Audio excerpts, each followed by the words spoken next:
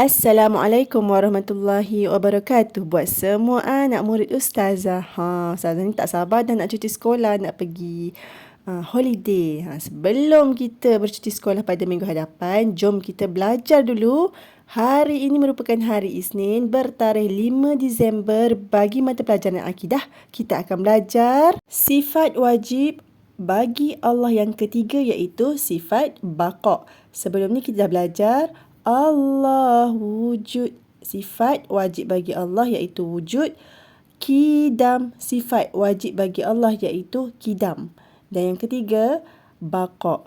Kan ada ustazah nyanyi dalam kelas, Allah wujud, qidam, baqa. Wujud tu artinya ada, qidam artinya sedia. Manakala baqa'un ni, apa artinya? Sebelum ustazah beritahu apakah pengertian bagi sifat wajib Allah baqa'un, ustazah nak anak-anak lihat gambar yang ustazah tunjukkan dalam video ini. Ustazah nak anak-anak perhati dan fahamkan. Gambar ni gambar bangunan kan? Cuba tengok gambar pertama tu gambar bangunan berdiri tegak elok, dan gambar kedua tu bangunan tu dah nak runtuh dah kan? Hampir runtuh. Kenapa ya? Hal ini kerana apa-apa pembuatan manusia yang manusia buat seperti bangunan ini. Manusia lah letak batu bata, letak simen, gaus simen untuk jadikan bangunan ni berdiri tegak, tetapi tidak akan kekal lama. Sebab bangunan ni akan jadi buruk, betul tak? Kalau tengok ada bangunan yang terabai akan jadi buruk, akan rosak, akan jadi binasa dan nak jatuh, nak runtuh dah kan? Sebab apa-apa yang manusia buat ni tidak akan kekal lama. Jadi melalui gambar tadi kita akan belajar sifat wajib bagi Allah iaitu baqa'un, yang mana sifat ini ada pada Allah selama-lamanya dan tidak akan tak ada. Ya, apakah maksud baqa'un ni? Baqa'un ialah, yang pertama kena ingat, sifat wajib pada Allah, bagi Allah. Dan maksud baqa'un ini ialah kekal.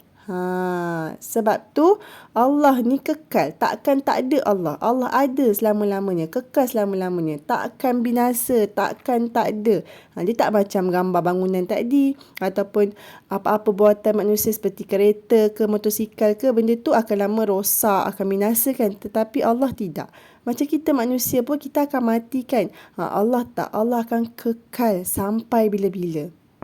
Dan seterusnya, jom kita tengok pula apakah lawan bagi sifat baqa'. Lawannya ialah fana ataupun fana'un yang membawa erti binasa. Maksudnya, mustahil bagi Allah bersifat binasa. Allah tak akan binasa. Allah tak akan tiada. Allah memang akan kekal buat selama-lamanya. Dan buat pengetahuan anak-anak, hukum mempercayai Allah bersifat baqa' ini iaitu kekal adalah wajib. Okey anak-anak, di sini ada dua dalil yang akan membuktikan, yang mana membuktikan yang Allah itu baqa'un, kekal. Dua dalil ini ialah dalil nakli dan dalil akli seperti mana yang ustazah telah terangkan dalam kelas sebelum ini. Dalil nakli sumbernya ialah Al-Quran dan juga hadis-hadis sahih. Jom kita tengok dalil nakli bagi sifat wajib Allah iaitu baqa'un. Dalil yang membuktikan sifat wajib Allah baqa' iaitu kekal adalah melalui surah Ar-Rahman ayat yang ke-26 dan 27. A'udzubillahi minasyaitanirrajim. Kullu man 'alaiha fan, yang membawa maksud segala yang ada di muka bumi itu akan binasa.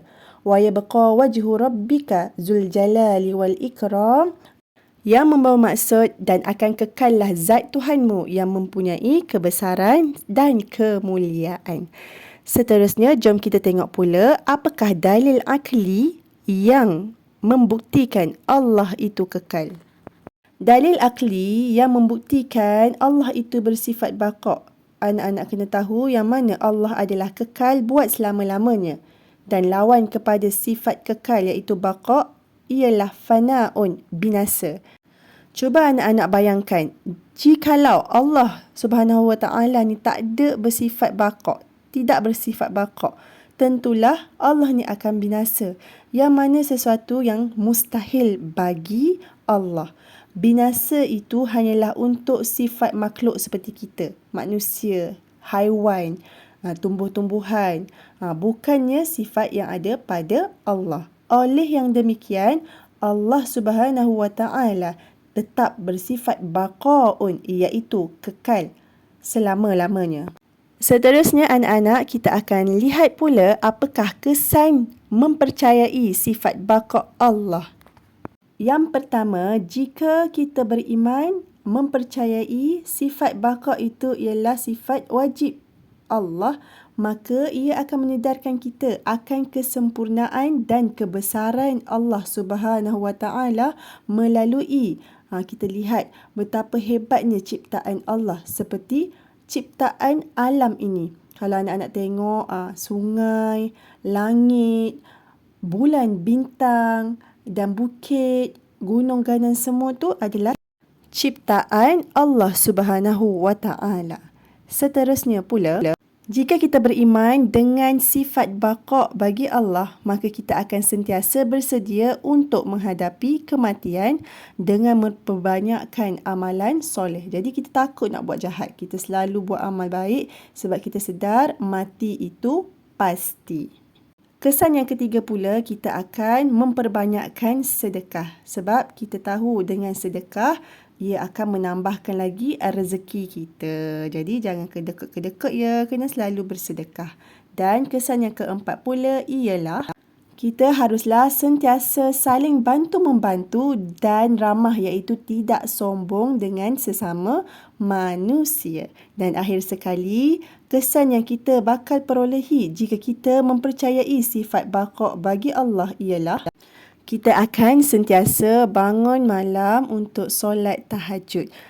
Bangun malam untuk solat tahajud ni adalah salah satu terapi sebenarnya kan. Kita akan lebih tenang, kita akan lagi rasa aman jika kita bangun solat tahajud, minta apa-apa hajat daripada Allah Subhanahu wa Ta'ala.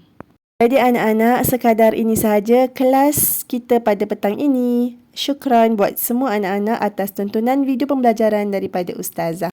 Assalamualaikum warahmatullahi wabarakatuh. Jumpa lagi.